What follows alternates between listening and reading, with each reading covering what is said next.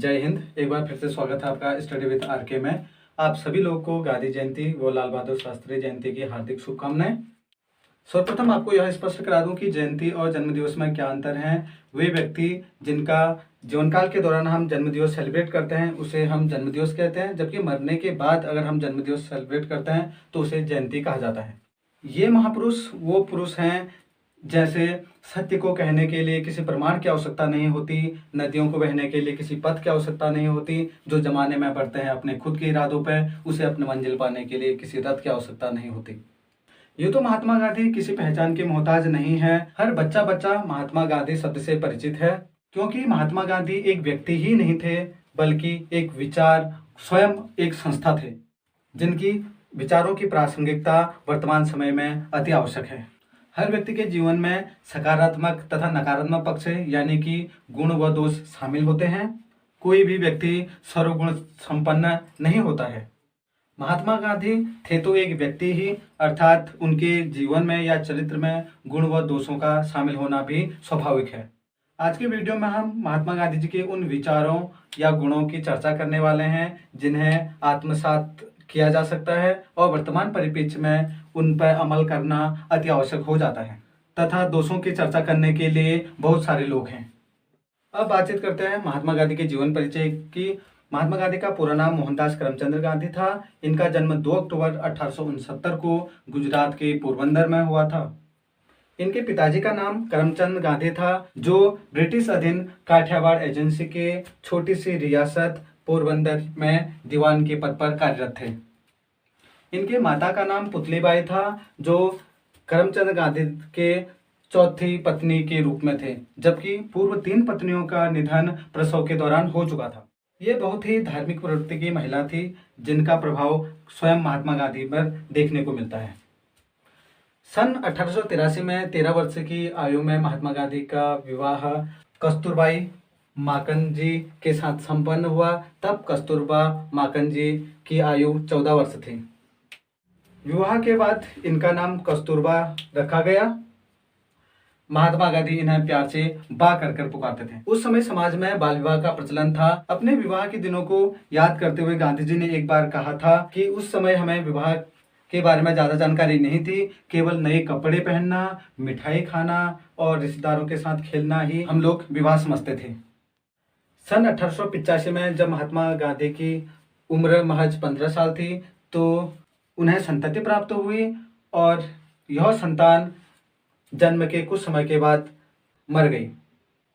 उसके बाद महात्मा गांधी को 4 पुत्र रत्न प्राप्त हुए, हरिलाल, मणिलाल, रामदास और देवदास के रूप में। कस्तूरबा पूरे जीवन काल में महात्मा गांधी के साथ हर संघर्ष में मजबूती के साथ खड़ी रही। अब बातचीत करते हैं महात्मा गांधी की शिक्षा पर। महात्मा गांधी की जो प्रारंभिक शिक्षा थी वो गुजरात में ही संपन्न हुई थी। मैट्रिक परीक्षा पास करने के बाद, मैट्रिक अर्थात 10वीं की परीक्षा पास करने के बाद महात्मा गांधी 1888 में कानून की पढ़ाई करने के लिए लंदन चले गए और भारत छोड़ने से पहले मां के समक्ष यह शपथ ली कि वे वहां मांस और मदिरा का सेवन नहीं करेंगे। सन 1891 में बैरिस्टर की उपाधि प्राप्त कर महात्मा गांधी भारत लौटे तथा वकालत का कार्य प्रारंभ किया। वकालत के रूप में वो सफल नहीं हो पाए। एक बार अंग्रेज अधिकारी के साथ बहस करने के दौरान उन्हें अरेस्ट कर लिया गया और उन्हें जेल जाना पड़ा। सन 1893 में उन्हें उद्योगपति अब्दुल्ला के मामले के सिलसिले में उन्हें साउथ अफ्रीका जाना पड़ा और जब वे डरबन से प्रेटोरिया की ओर जा रहे थे तो मार्टिजबर्ग रेलवे स्टेशन में उन्हें रेलवे से धक्का देकर बाहर फेंक दिया गया। यह घटना गांधी जी से महात्मा बनने तक की पहली कड़ी के रूप में साबित हुई। महात्मा गांधी ने साउथ अफ्रीका से ही सामाजिक न्याय के लिए संघर्ष प्रारंभ करा और जीत हासिल की। 9 जनवरी 1915 को जब वे भारत लौटे तो वे एक वकील के रूप में भारत नहीं लौटे, बल्कि एक सामाजिक न्याय और समानता के लिए एक अनुभवी कार्यकर्ता के रूप में भारत लौटे।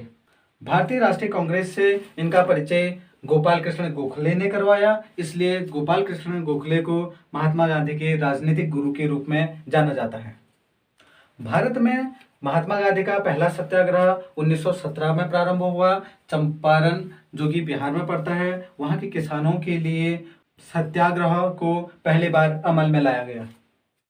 आगे के राजनीतिक जीवन पर चर्चा करना तो शायद यहाँ संभव नहीं होगा। हम केवल उन्हीं मुद्दों पर चर्चा करेंगे जिसने गांधी जी को महात्मा या फिर राष्ट्रपिता बना दिया।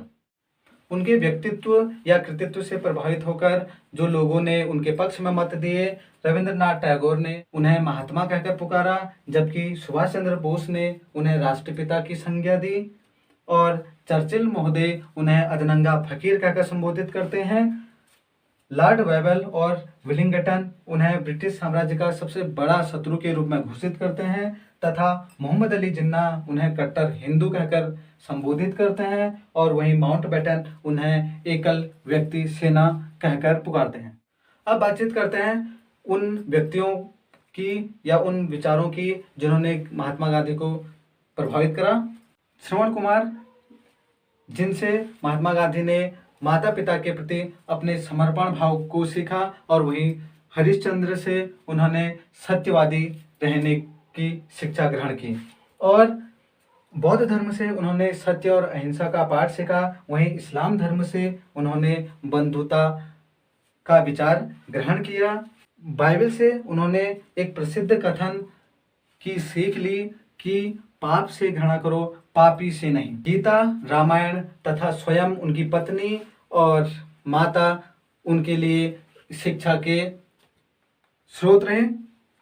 टॉलस्टॉय की रचना वॉर एंड पीस तथा उनका प्रसिद्ध कथन the kingdom of God is with in you से वे काफी प्रभावित हुए। रस्किन बॉन्ड की रचना अनटू दिस लास्ट से उन्होंने अनेक विचार लिए, जैसे व्यक्ति की भलाई समाज की भलाई में निहित है, तथा श्रम पर बल देने की बात, और मजदूर और श्रमिक का जीवन ही वास्तविक जीवन है। ये विचारधाराएं महात्मा गांधी ने रस्किन बॉन्ड से सीखी। और अब बात करते हैं डेविड थोरो महोदय की, जिनकी रचना the essay on civil disobedience से वे काफ़ी प्रभावित हुए, और सविनय अवज्ञा की विचारधारा भी यहीं से ली गई। अगर आपको हमारी ये वीडियो पसंद आ रही तो कृपया लाइक कीजिए। जब महात्मा गांधी एक बार भारत भ्रमण में जा रहे थे तो उन्होंने देखा कि नदी किनारे एक महिला आधे धोती को धो रही है, और उसी का आधा हिस्सा उसने बदन में लपेटा हुआ है, और महात्मा गांधी ने देखा कि कुछ समय के बाद वो महिला उसका दूसरा हिस्सा धोना शुरू कर देती है तथा धोया हुआ भाग अपने बदन में लपेटती है। तो महात्मा गांधी ने पूछा कि माता आप यह क्या कर रही हैं? तो उन्होंने बताया कि मेरे पास केवल एक ही धोती है। तो इस घटना ने महात्मा गांधी को बहुत प्रभावित करा, और महात्मा गांधी बहुत झकझोर हुए और संकल्प लिया कि अगर भारत की एक माँ की दुर्दशा ऐसी है तो मैं भी आज से केवल धोती पर ही अपना जीवन यापन करूँगा। और महात्मा गांधी ने उसी दिन से पूरा धोती ही नहीं बल्कि धोती का आधा हिस्सा अपने शरीर पर लपेटने का संकल्प लिया। अब बातचीत करते हैं उन हथियारों के बारे में जिसके सहयोग से महात्मा गांधी ने भारत के तमाम लोगों को एकत्र किया तथा स्वतंत्रता की बिगुल बजाई। वे हथियार थे सत्य और अहिंसा। सत्य का विस्तृत वर्णन उन्होंने अपनी आत्मकथा the story of my experiment with truth में किया है, जो 1929 में पब्लिश्ड हुई थी, जो मूल रूप से गुजराती में लिखी गई है, और इसी में उन्होंने कहा कि सत्य ही ईश्वर है। दूसरा हथियार है अहिंसा। महात्मा गांधी के अनुसार जो अहिंसा होनी चाहिए वो मनचा, वाचा और कर्मणा होनी चाहिए, अर्थात मन से, वचन से और कर्म से किसी जीव को हानि न पहुंचाना ही अहिंसा कहलाता है। अब बातचीत करते हैं महात्मा गांधी के अन्य विचारों पर। महात्मा गांधी बताते हैं कि साध्य और साधन दोनों की पवित्रता होनी चाहिए, अर्थात साध्य को पाने के लिए साधन की पवित्रता आवश्यक है। बिना साधन की पवित्रता के हम पवित्र साध्य को प्राप्त नहीं कर सकते हैं। तथा अन्य विचार हैं, जैसे दूसरों को सलाह देने से पूर्व उस पर स्वयं अमल करना चाहिए। महात्मा गांधी भारतीय राष्ट्रीय आंदोलन के एक प्रमुख नेता रहे, जिनके नेतृत्व में ही भारत ने 15 अगस्त 1947 में आज़ादी पाई तथा इनके सहयोग के लिए अनेक आंदोलनकारियों ने भी महत्वपूर्ण भूमिका निभाई। और 30 जनवरी 1948 को दिल्ली में सायं के प्रार्थना सभा में शामिल होने के लिए जब महात्मा गांधी जा रहे थे तो नाथूराम गोडसे ने उन पर गोली चला दी और महात्मा गांधी हे राम कहते हुए भूमि पर गिर गए और स्वर्ग सिधार हो गए। अल्बर्ट आइंस्टाइन महोदय ये लिखते हैं कि शायद आने वाली पीढ़ी ये मानने से इनकार कर देगी कि हाड मांस से युक्त महात्मा गांधी नामक प्राणी इस पृथ्वी पर कभी विचरण किया करते थे। यह बात तो हम लोगों पर और आप लोगों पर निर्भर करता है कि हम लोग महात्मा गांधी के विचारों को किस हद तक आत्मसात कर पा रहे हैं, उनके विचारों को स्मरण कर रहे हैं या फिर भूलते जा रहे हैं।